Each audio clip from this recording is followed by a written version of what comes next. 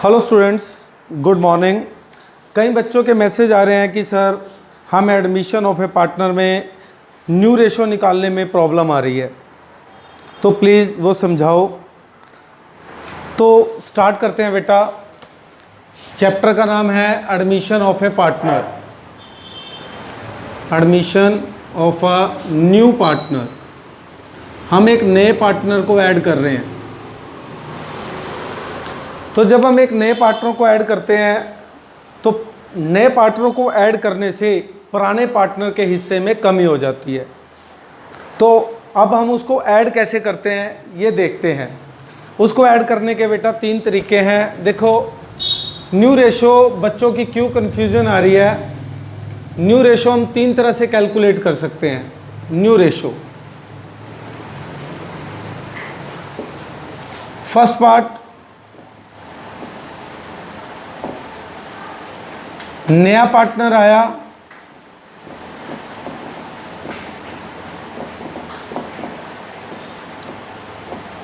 उसका पार्ट दिया गया है।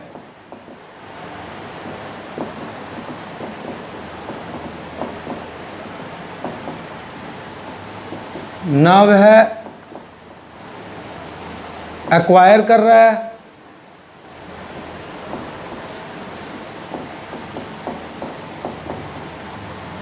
ना ही कोई सरेंडर की बात कही गई है।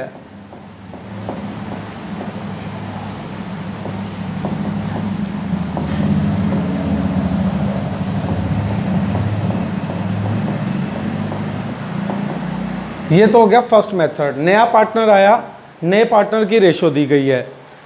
ना तो नया पार्टनर एक्वायर कर रहा है और ना ही पुराने पार्टनर को सरेंडर कर रहे हैं। यह आपका फर्स्ट मेथड से हो जाएगा। उसके बाद आ गया सेकंड मेथड। सेकंड मेथड में यह कहा जाएगा कि नया पार्टनर एक्वायर कर रहा है, पुरानों से एक्वायर कर रहा है, ओल्ड पार्टनर से।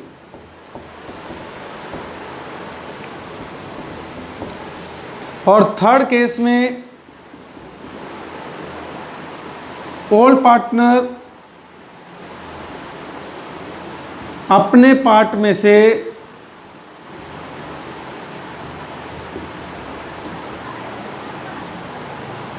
स्वयं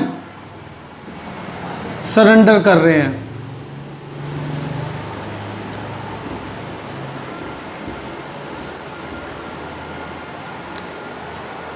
अब स्टूडेंट्स, मैं आपको ये बारी बारी तीनों पार्ट करके दिखाऊंगा। First part, first situation, second situation और थर्ड सिचुएशन। Let's start. मैं आपको डी के गोयल,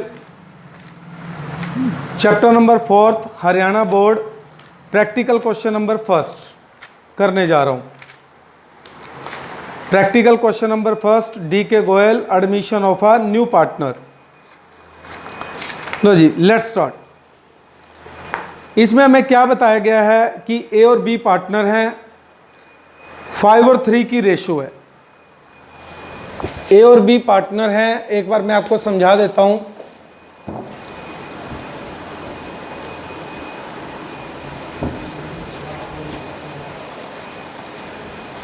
लो जी बेटा, यहां पर आपको बताया ए और बी पार्टनर हैं, 5 और 3 की रेशो है। उसके बाद एक नया पार्टनर आया सी, और सी का हिस्सा है बेटा 1/4। सी का हिस्सा कितना है? 1/4। उसके बाद सी जो आया है, अब इस पूरे क्वेश्चन में बेटा हमें क्या करा गया है, ए और बी पार्टनर है, 5-3 की रेशो है। नया पार्टनर कौन आया? सी, और सी का हिस्सा कितना है? 1/4। इस पूरे क्वेश्चन में ना तो एक्वायर की बात की गई है और ना ही किसकी बात की गई है? सरेंडर की। तो इस केस को हम लेट टोटल प्रॉफिट से स्टार्ट करेंगे। Let total profit. तो जब भी क्वेश्चन में ना एक्वायर कहा गया हो और ना सरेंडर कहा गया हो तो हम स्टार्ट करते हैं लेट टोटल प्रॉफिट 1। अब नया कौन आया? सी, सीज पार्ट। सी आया है बेटा 1/4 के लिए। अब हमने टोटल में से C को 1/4 दे देने हैं, बाकी जो बचेगा वो A और B का है, रिमेनिंग पार्ट। टोटल कितना था 1, जिसमें से 1/4 दे दिया। तो 4 हिस्सों में से एक हिस्सा हमने C को दे दिया, बाकी बचता है 3/4। ये जो 3/4 बचता है ये हिस्सा A और B का है, तो हम इसको A और B की रेशो में बांट देंगे, जो भी उसकी रेशो है A और B, वो इस हिस्से को आपस में बांट लेंगे 3/4 3/4। तो जो जो उनकी रेशो थी वो उस रेशो में उसको बांट लेंगे। A और B की रेशो है 5:3, तो 5 और 3 8, तो वो इस 3/4 में से 5/8 A ले जाएगा और 3/8 B ले जाएगा। और C का आपको दे ही रखा है, C का है 1/4। अब इसको कैलकुलेट करते हैं। 5 3 जा 15/32, 3 3 जा 9 32। अब इसके नीचे भी बेटा 32 है, इसके नीचे भी 32 है। अगर इसको हमने 32 बनाना है, 8 से नीचे डिवाइड, 8 से ही ऊपर मल्टीप्लाई। 8 1 जा 8, 8 4 जा 32, सबके नीचे अब 32 हो गया है, हमें एलसीएम लेने की ज़रूरत नहीं है। तो A/B/C आपकी आएगी बेटा 15 9 8, ये आपका आंसर होगा।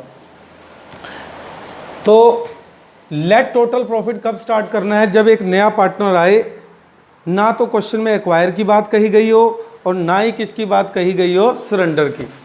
Next, second method, second acquire है। सेकंड मेथड मैं आपको पहले बता दूं, सेकंड मेथड जो कि एक्वायर मेथड है, ये दो तरह से होता है बेटा। एक तो मल्टीप्लाई करके लेस, पहले मल्टीप्लाई करेंगे और फिर क्या करेंगे, लेस। एक डायरेक्ट लेस करेंगे, डायरेक्ट लेस करेंगे। मल्टीप्लाई करके कब लेस करना है और डायरेक्ट लेस कब करना है, ये बताता हूं। जब ये कहा गया हो कि एक नया partner, new partner old partner से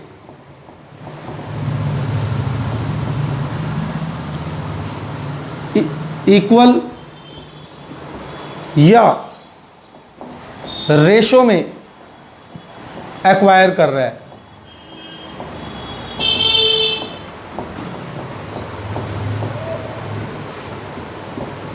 तो पहले मल्टीप्लाई होगा और फिर लेस किया जाएगा।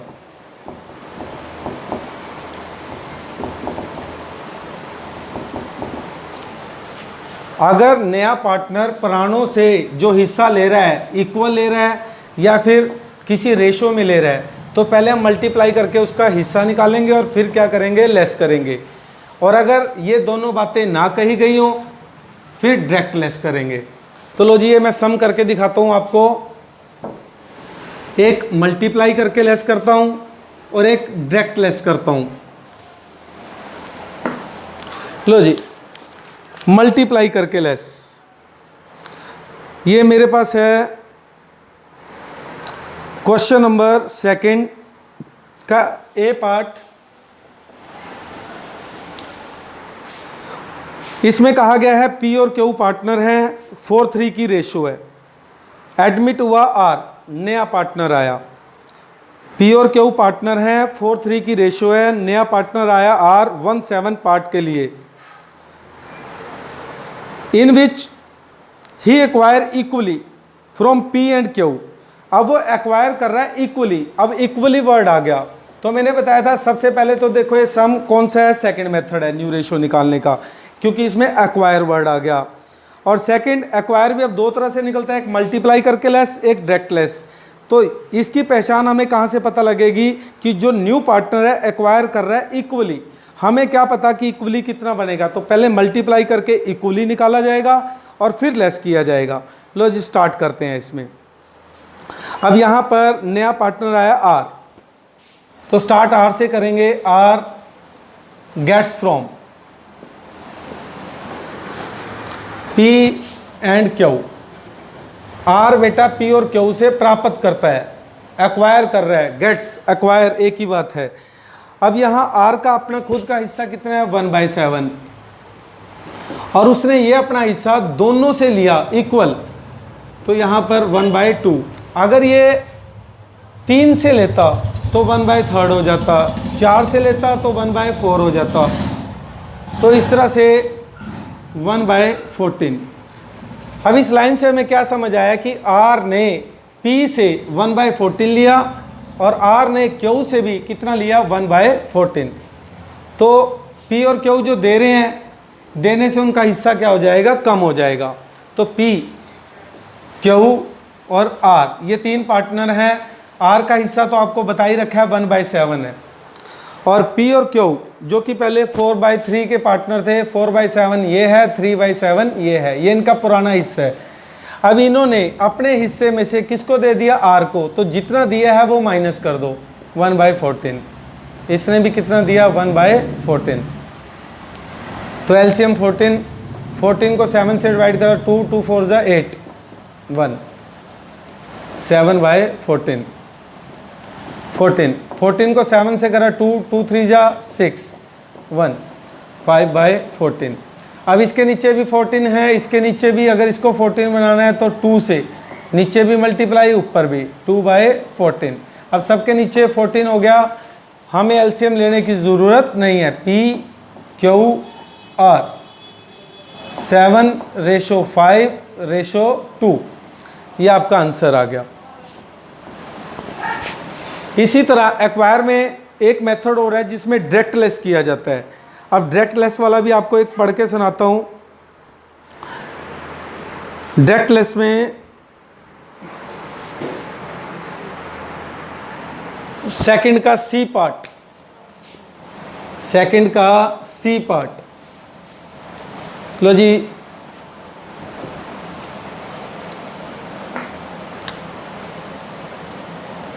इसमें क्या कहा गया होगा, एक्वायर वर्ड तो होगा, मेथड कौन सा है, सेकंड है, मेथड कौन सा है, सेकंड। पर ना तो वो इक्वली कहा गया होगा, ना रेशो में कहा गया होगा, हमें पार्ट ही निकाल कर दिया गया होगा। जैसे देखो मैं स्टेटमेंट समझाता हूँ, P Q R पार्टनर हैं, तो इसमें उन्होंने बोला है 3:2:1 की रेशो है। नया पार्टनर आया S का हिस्सा है बेटा 1/8। आगे मैं लाइन पढ़ के सुना रहा हूँ। S as a new partner for 1/8 share in a profit. S का लाभों में हिस्सा 1/8 है, विच ही एक्वायर। अब ये देखो एक्वायर वर्ड आ गया, ये कौन सा मेथड है, सेकंड। पर इसके बाद ना तो इक्वली कहा ना रेशो में कहा, यहाँ पर कहा विच ही एक्वायर 1/16 फ्रॉम P। उसने P से 1/16 लिया, तो यहाँ पर डायरेक्ट लेस हो जाएगा, और 1/16 ही इसने किससे लिया, Q से। तो इसमें ना तो इसने एक्वायर ना इक्वली कहा, ना ही कोई रेशो दी है, ना इक्वली कहा ना रेशो दी, तो ये डायरेक्ट लेस होगा। क्या लेस होगा भाई, डायरेक्ट। तो लो जी स्टार्ट करते हैं। बस इसमें लिखने की जरूरत है तो लिख भी सकते हैं, जैसे S गेट्स फ्रॉम, S ने बेटा किस किस से लिया, P और Q से। P और Q बराबर लिया दोनों से, इसलिए हम एक लाइन में लिख सकते हैं। अगर P से अलग लिया है, Q से अलग लिया है, तो अलग अलग लाइन में लिखते। अब सीधा ही मल्टीप्लाई करने की जरूरत नहीं है, बता रखा है कि S ने P से 1/16 लिया और Q से भी 1/16। जब P और Q 1/16 देंगे तो P और Q का हिस्सा 1/16 से कम हो जाएगा। P Q R S, ऐसे एक नया पार्टनर है, उसका हिस्सा है 1/8 जो कि आपको दे रखा है, लिख लिया हमने। उसके बाद 3:1, 3/6, 2/6 और 1/6। अब S ने अपना हिस्सा P और Q से लिया 1/16, तो 1/16 इसमें से लेस कर दो और 1/16 इसमें से लेस कर दो। क्लियर। अब इसमें हम क्या करेंगे, 6 और 16 का एलसीएम निकालेंगे। 3 8, आगे करता नहीं, 2 3 8 48। एलसीएम आएगा बेटा 48। 48 को 6 से डिवाइड किया 8, 8 3 जा 24, 48 को 6 से करा 3, 21/48, 48 6 से डिवाइड किया 8, 8 2 जा 16, 3, 13/48। अब इसके नीचे 48 है, इसके नीचे भी 48 है, हम इसको भी 48 बना सकते हैं। 8 से नीचे मल्टीप्लाई कर दो, 8 से ऊपर, एलसीएम लेने की ज़रूरत ही नहीं पड़ेगी। इसको अगर मैं 48 बनाना चाहूँ तो 6 से, तो 6/48, सबके नीचे 48 हो गया। अब हमें एलसीएम लेने की ज़रूरत नहीं है। P, Q, R और S, 21, 13, 8 और 6, ये आपका आंसर हो गया। लास्ट मेथड बचे है सरेंडर मेथड। अब इसमें पुराने पार्टनर खुद ही सरेंडर कर रहे हैं, अपनी मर्जी से दे रहे हैं। तो ये भी दो तरह से होता है, एक तो मल्टीप्लाई करके लेस और एक डायरेक्ट लेस। मल्टीप्लाई करके लेस कब होगा? जब ये बात बोली जाएगी कि पुराने पार्टनर अपने हिस्से में से इक्वल दे रहे हैं या अपने हिस्से का रेशो में दे रहे हैं, फिर तो मल्टीप्लाई करके लेस होगा। और अगर वो सीधा ही हिस्सा दे दिया जाए तो डायरेक्ट लेस कर दिया जाएगा। तो मैं इसका आपको एक सिंपल करके दिखा रहा हूँ, बाकी दूसरा मेथड आप अपने आप कर लेना।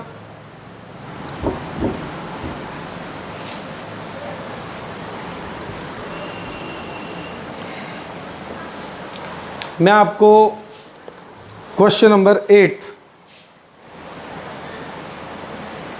का ए पार्ट करके दिखा रहा हूँ।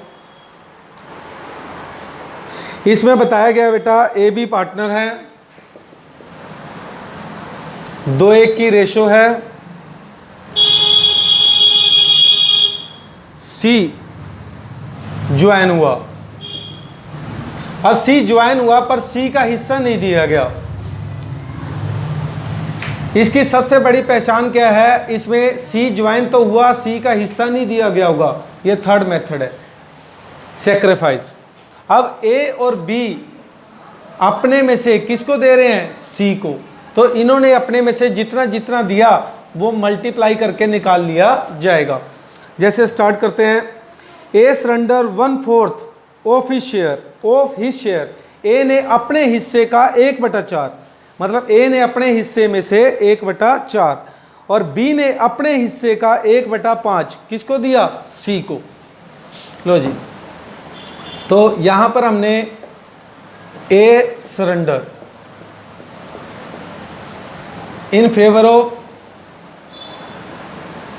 सी, ए किसको दे रहा है? सी को। B surrender in favour of C,